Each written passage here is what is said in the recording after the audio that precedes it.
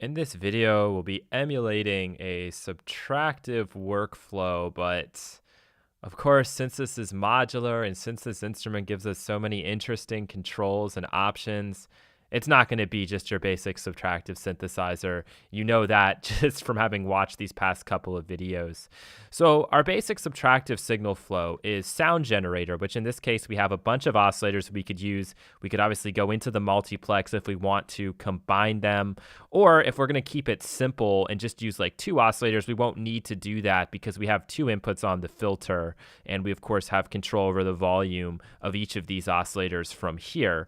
But what I think I'm going to do is just use one oscillator. We'll go oscillator, filter, output, and we already have our envelope that by default, when we plug in, is going to envelope 1. So you're familiar with envelopes. I'm probably not even really going to shape it that much.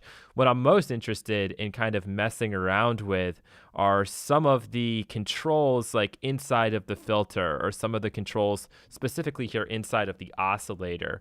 All right, so let's start by taking our output here and going into just the output straight up. And we're going to hear a saw wave.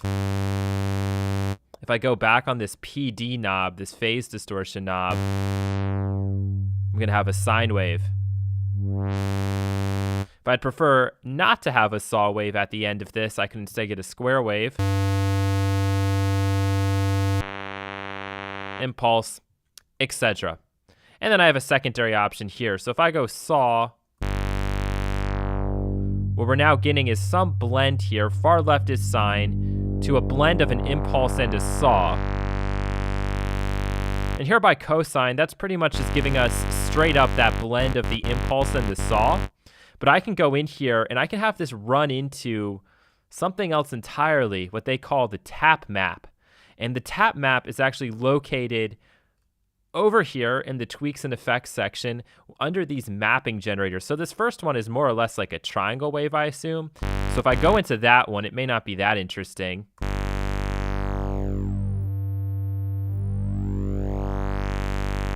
And now you can kind of see that on the far left is the tap map. And on the far right, we still get our combo blend. But let's go into that tap map and let's like just choose like randomize. Now we're really getting somewhere. And obviously you can go in here, you can even draw things yourself. So let's draw that shape.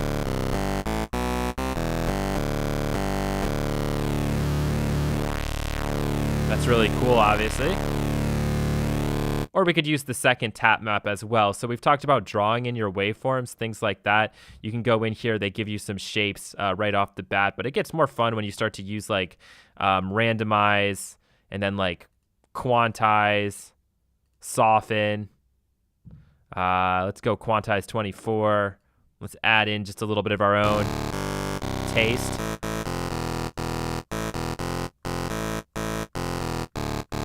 Something like that. Find a nice little spot here. But maybe we want to modulate this. So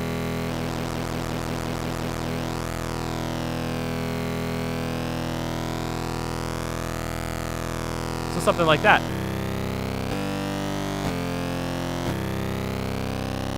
Additionally, we have a fractalized control, and this is just going to make it even more grimy.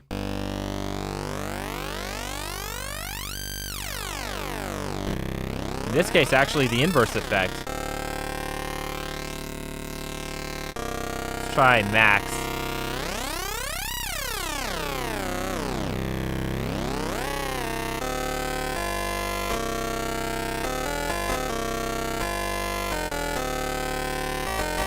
I actually don't even like it that much. I'm just going to turn it off.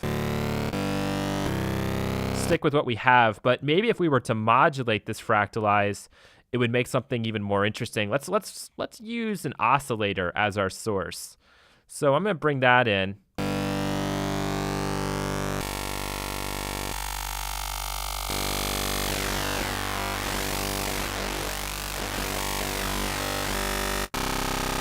Let's go in here and let's maybe mess around with some of these controls.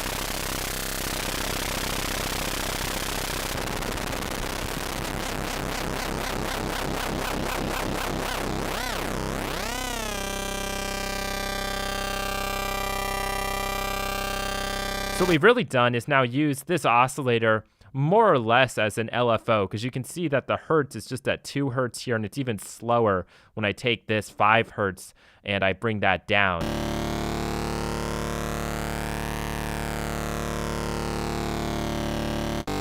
But this is definitely kind of cool. So if we wanted to emulate the subtractive, we would go from our sound generator, our oscillator, and we would take that and run it into a filter.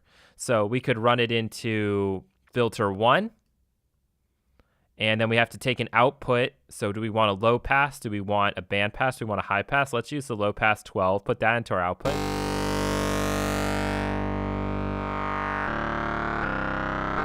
And this is working exactly as we'd expected. If we want to do a little key follow, we can do that. We can add an envelope on.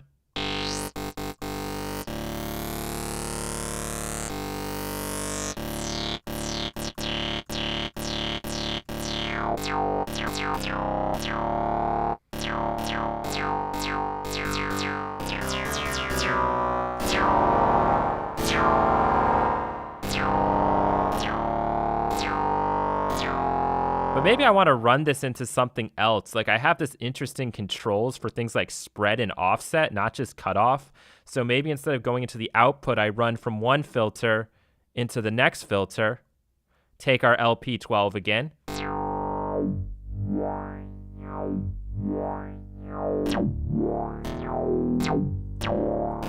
Let's actually adjust this a little bit.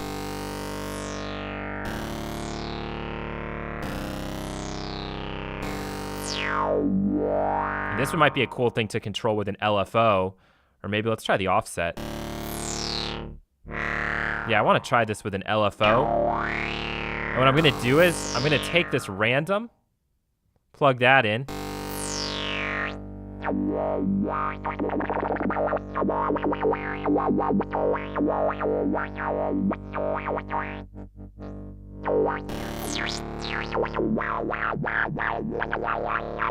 Wow, look at that.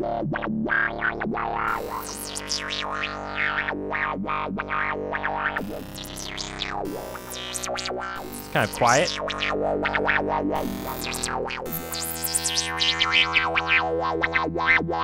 So this one might actually work well if we were to stack some voices on it. Let's just put it into a mono mode here, and let's really go crazy with the stack. Let's go like 6. And now just like detune all these guys. Maybe put one up an octave.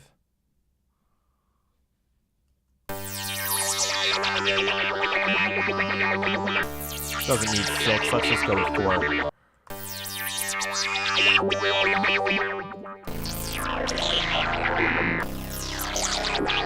And then add some distortion. There we go.